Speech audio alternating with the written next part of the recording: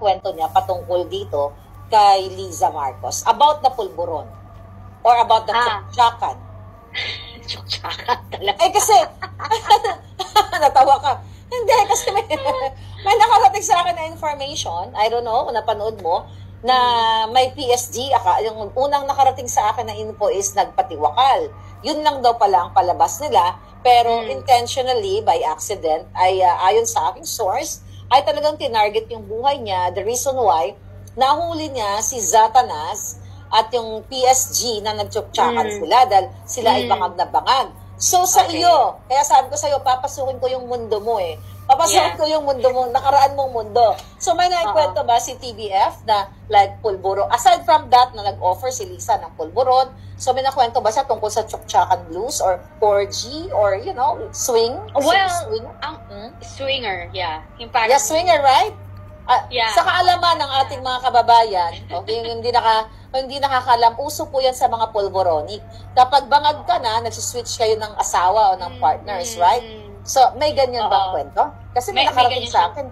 May ganyan siyang kwento sa akin. Hindi lang si Liza. Hindi lang si Liza Tanas. Liza Tanas. Hindi lang, even Beth. Like, may naging girlfriend siya. Tapos, yung isa. Si Tony Boy. Tapos girlfriend din ng isang malapit niyang kaibigan. Tapos secretly, yung girlfriend ng kaibigan niya, nagtsuktsakan sila. Tapos yung girlfriend din niya, nagtsuktsakan.